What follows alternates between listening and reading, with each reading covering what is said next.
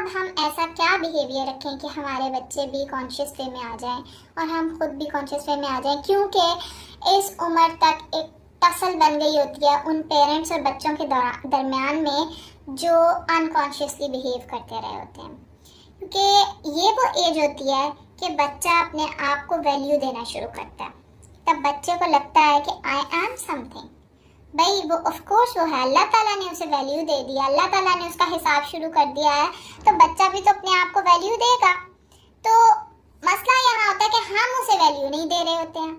हम कहते हैं कि तुम अभी भी छोटे हो, जाहिर है हमारे हिसाब से तो वो छोटे ही हैं, लेकिन वो तो आखिर इवॉल्व हो गए हैं ना बहुत से पर्सपेक्टिव में। वो अपने आप को हवाओं में उड़ता हुआ इस वक्त महसूस कर रहे होते हैं। So start giving them value, ठीक है, उनको वैल्यू देना शुरू करें, उनसे थोड़े से बड़े बड़े मसलों में उनसे बात करना शुरू करें। आप रिस्पेक्ट करेंगे अब आप उनकी। पहले अगर आपने रिस्पेक्ट नहीं की तो please start respecting them now. आप अभी भी रिस्पेक्ट दे सकते हैं।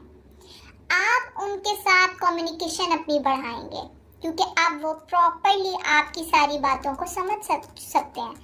अगर आपका मोड अभी भी ऐसा है कि पिछले इतने सालों से आप उन्हें नसीहतें करते आ रहे हैं, तो प्लीज ये वाली कम्युनिकेशन को वो वाली कम्युनिकेशन ना समझिएगा कि जिसमें आप ये कहें कि कम्युनिकेशन तो हम पहले भी करें। आप कम्युनिकेशन नहीं कर रहे थे, आप उन पे सिर्फ अपना 14 नकाती असूल लागू किए हुए थे 14 सालों से।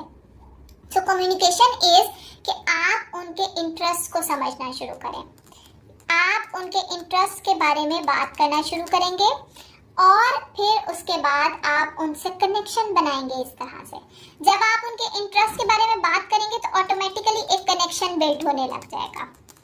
सबसे पहले आप वैल्यू देंगे, फिर उसके बाद आप उनकी रिस्पेक्ट करेंगे, फिर उसके बाद मतलब आप उनकी रिस्पेक्ट किस तरह कर सकते हैं। अगर किसी बच्चे को बाल बनाने का शौक हो रहा है ना और वो अपने लंबे बाल रखना चाह रहा है, टीनेजर है, तो आप उसको ये नहीं कह देंगे कि इस तरह तो बड़े फजूल लोगों के बाल होते हैं। आप उनको रिस्पेक्ट करेंगे कि कोई बात नहीं है, उसका नया नया शौक है, उसको करने देंगे। फिर आप उनसे कम्युनिकेशन करेंगे, आप उनके इंटरेस्ट के बारे में उनसे पूछेंगे और फिर एक कनेक्शन बिल्ड होगा। अब जब कनेक्शन बिल्ड हो जाएगा आपका, तो आप क्या करेंगे, न्यू बाउंड्रीज क्रिएट करेंगे, अपने बच्चे को बताएंगे, उनसे ऑनेस्टली बात करेंगे, ठीक है। आप उनके साथ नंबर 5 ये कि न्यू बाउंड्रीज क्रिएट करेंगे। आप उन्हें बताएंगे कि बेटा अब हम इन टर्म्स के ऊपर आपस में डीलिंग करेंगे। फिर नंबर 6 ये है कि आप उनसे ऑनेस्ट रहेंगे, आप उनसे ऑनेस्ट रहेंगे और उन फिर जो बाउंड्रीज आपने डिसाइड की हैं ऑनेस्टली उनको फॉलो करेंगे। अब जब आप ऑनेस्टली उनको फॉलो करने लग जाएंगे तो आप देखेंगे कि आपका बच्चा अब आपकी तरफ आराम से आने लग जाएगा। इनमें से अगर आप कोई भी स्टेप मिस कर देते हैं तो ये बात याद रखें कि कनेक्शन नहीं बन पाता, और विदाउट कनेक्शन तो हम टेलीफोन पे भी किसी से बात नहीं कर सकते। हम एक इंसान से, सामने बैठे इंसान से किस तरह से बात करेंगे। आपने उसके अंदर, उसके दिल में अब जगह बनानी है। हम देखें ये वो एज है कि आपको मेहनत करनी है अपने ऊपर।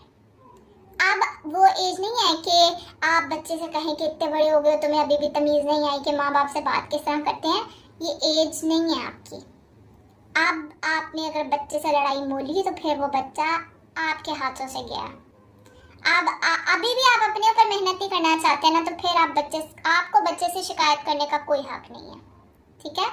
अगर आपको लग रहा है कि आप पिछले इतने सालों से कॉन्शियस वे कर चुके हैं, तो आपको अब कॉन्शियस वे में आना होगा। अब अपनी ईगो को जो है थोड़ा सा बैक फुट पे लेके जाना होगा, क्योंकि अब आपने अगर अपनी ईगो दिखाई तो फिर एक वर्ल्ड वॉर 3 शुरू हो जाएगी आपके घर में। तो आपने उस वर्ल्ड वॉर 3 से बचने के लिए अपनी ईगो को ख़त्म करना होगा।